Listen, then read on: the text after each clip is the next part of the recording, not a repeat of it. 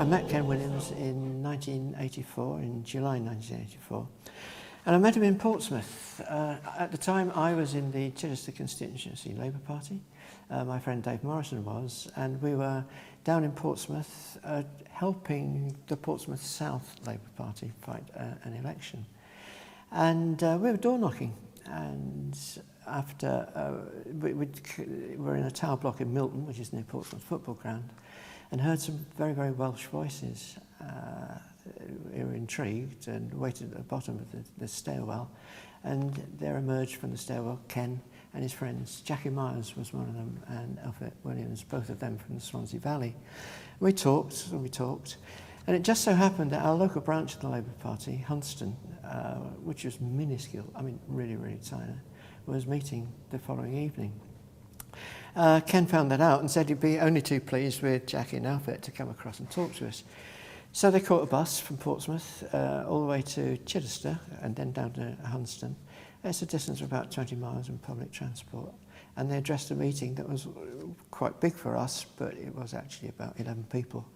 And they just talked as though it was 1,000 people, and they put the case for coal, they put the case for the communities, they put the case for solidarity. And it was an overwhelming experience that they would put that much effort into such a tiny group of people in the far south of England. It should be said that of the 11 people, I think all of them were profoundly affected and stayed, as it were, loyal in whatever way they could right throughout the duration of the strike.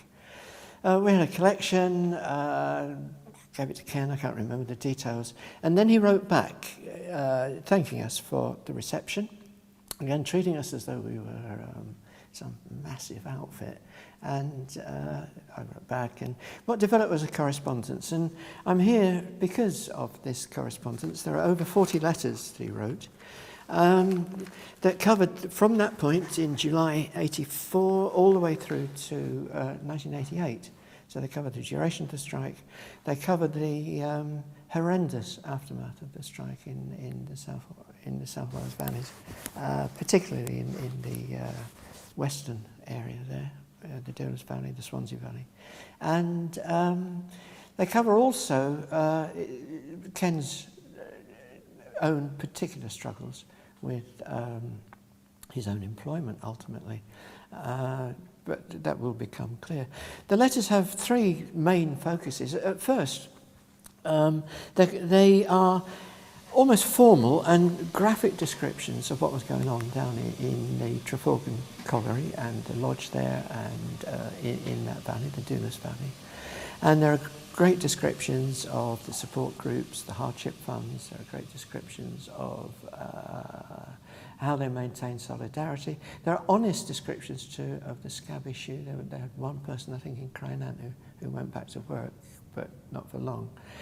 And huge details on the way the strike supporters were organised, and accounts too of how they conducted themselves during the strike. So you'll see how Ken travelled and carried the message generally.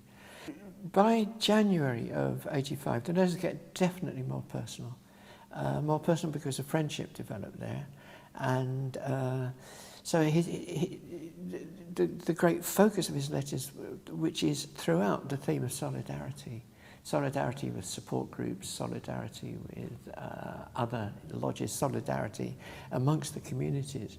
We somehow got sucked into Ken's solidarity, and we're very honoured to be so. So through this theme of solidarity, Ken embraced us as friends, which was a profound honour, a very great honour.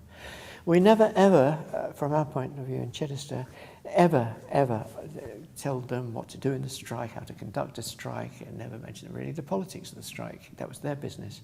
We were just supporters, and that was the nature of the relationship, I think. There was lots of travelling to and fro. We went down to the valley. Ken and Jackie and Elfet came again in October to thank us for small efforts we'd put in. And there was travelling to and fro, as I've said. The more personal bits of the letters start as Ken realises during the strike that it's going to be a long and grim affair. In summer, there was a buoyancy. By October, things were darkening, and certainly Ken... I was down there, actually, in Oncline Miners' Welfare, known as the Palace of Culture. I was in there when the news broke that NACODs had voted not to support the strike of the NUM. I think I've got that right. But they didn't have NACOD support from that point, and I know Ken, in his heart of hearts, knew that that was a pretty much a desperate blow, a really desperate blow. And throughout that period, with an interlude for Christmas, but throughout that interlude, Ken gets a bit more, not depressed, but a bit more despairing. He's still working with support groups. So, for example, you'll see things in the letters like this about how in all their travels they went up to a small group in Bangor, saying how in November 84 they were, and I'm quoting a letter from the 16th of November, how they spent 3 hours in the open in pouring rain with some of the little support group there collecting food in the main street. To see people like these in Bangor brings a lump to my throat and hardens my resolve. And later that month, he's still proud that the valley is solid. I'm proud to tell you indeed that we are 100% in our valley once again, he writes in November. But as I said, the mood is darkening, if not in that valley.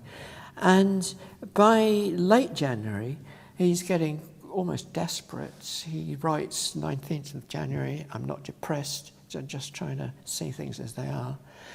And then he comes, and I'm obviously condensing a lot here, but he comes to the final days of the struggle, which were just awful. And it's March 1985, and Ken wrote in the middle of this drama, during the past 2 weeks it's been a real privilege for me, he writes, to be present at 3 area conferences. These have been of real quality. Debate has been thorough, agonising, and above all, very truthful. And this for 12 hours in total. It became evident that we had no chance in holding our members in total anymore, as they have held for so long now. We knew this even in Treforgan. And they went back to work, but they went back 100% as they had stayed out 100%. So there are graphic and personal accounts in these 40-odd letters of the strike. But what is perhaps a little bit more unusual, there are equally graphic and personal accounts of what happened after the strike, and the mood, and the mood which was initially one of bitterness when he went back. So Ken, an absolutely wonderful man, is capable of bitterness. So on the 28th of March, he's broaching the subject of divisions in the NUM for the first time. He repeats that on the 28th of November in 1985. Before he returns again to the struggle against pit closures in the valley, as they are picked off one by one. To the end, he was resisting this and negotiating. And he describes, sorry to quote again from a letter here, 28th of March, the almost uniquely unanimous solidarity of the Treforgan miners to the NEC. Not long afterwards, he describes the closure of the pit. We are not numbers, he says. We're proud people. We're good people. Like many in the area, Ken had experienced an awful symmetry in his life. So he tells May 85 of his own background, his brief formal education. He writes about how his mother wasn't willing for me to go to the pits because my grandfather died from the dust. Obviously, pneumonicosis. And his grandfather died at 60. But I did go to the pit because there was nothing else, and I've been there ever since. I had the choice of 11 pits then, within 8 miles of home at the time. And now, still refusing redundancy, still resisting, on the closure of Treforgan, he transferred to Abipagum pit. Forgive my pronunciation. And in one of his most passionate letters, describes working conditions there. It's written at length, but he just concludes that men should never be asked to work in conditions such as these. And by now he's in his own despair. So July 85. What about the valley's next generation, he asks. In 4 valleys we now have 3 pits. The industry is like the worry bird, we're disappearing fast. Again I say, if only we had an alternative for a future, I would help close these damn holes. As you'll see, Ken was a man educated by and steeped in the NUM South Wales area. Like his union, he was steeped in his community. He'd been in the first rescue team at Aberfan that affected him throughout his life. You'll see repeated references to his singing.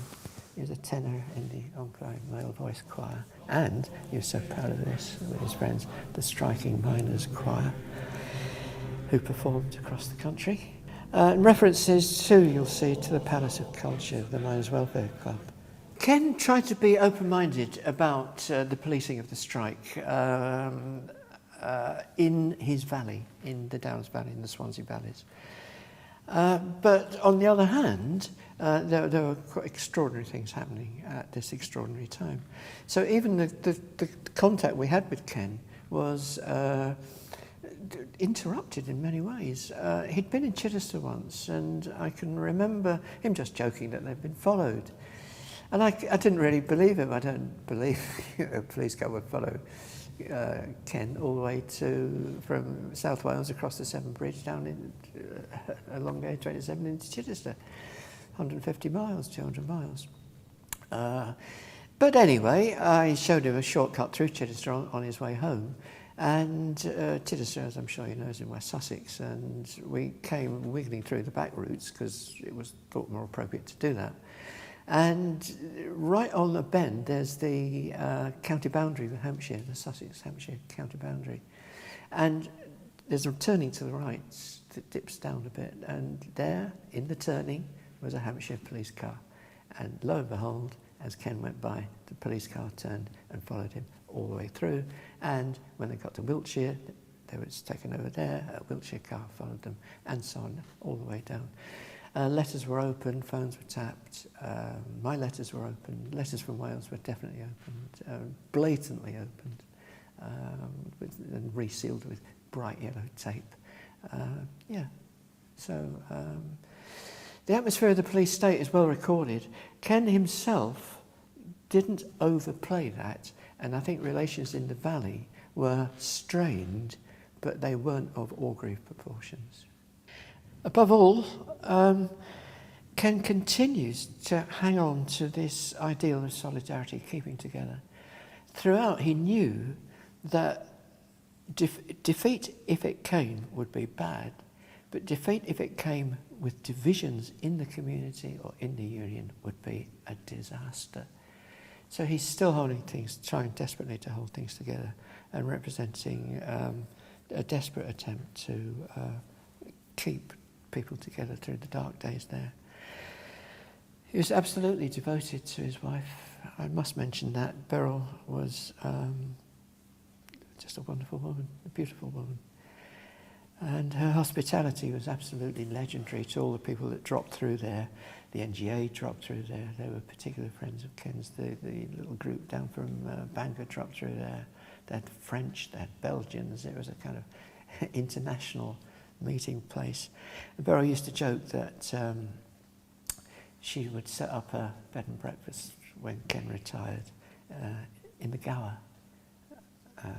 But as we'll see, they didn't really escape. So these 40 letters end in January 1988. They declined because I had been ill for a period, I think a year, a series of sort of nervous collapses unrelated to this particular issues, in which I just kept getting up and falling down, and subsequently left my job and so on, got divorced from the Carol who is mentioned in all the letters there.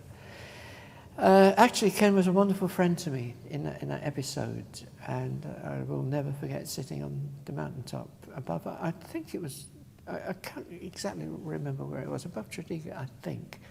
And he was just talking and hoping the hills did me some good. But I was quite wrecked. But just as I was getting together and getting better with the help of friends, and I got a phone call to contact Wales again and go down, be prepared to go down. And within 10 years of the start of that strike, Ken had died, and he died in his sleep from a heart attack. Beryl, his beloved wife, found him there. And it should be said, I think, that Ken, who never reached 50, a year later, Beryl died. And she didn't reach 50 either. So I commend these letters to you as a record of a strike, a record of a tremendous, wonderful community. It's a record of NUM Lodge mechanics at its most grassroots. It's a record of the women's support groups who kept going loyally, and I'm told are still effectively going. And they're a record too of a man for whom solidarity wasn't just on the major issues, but it was solidarity with a friend like me.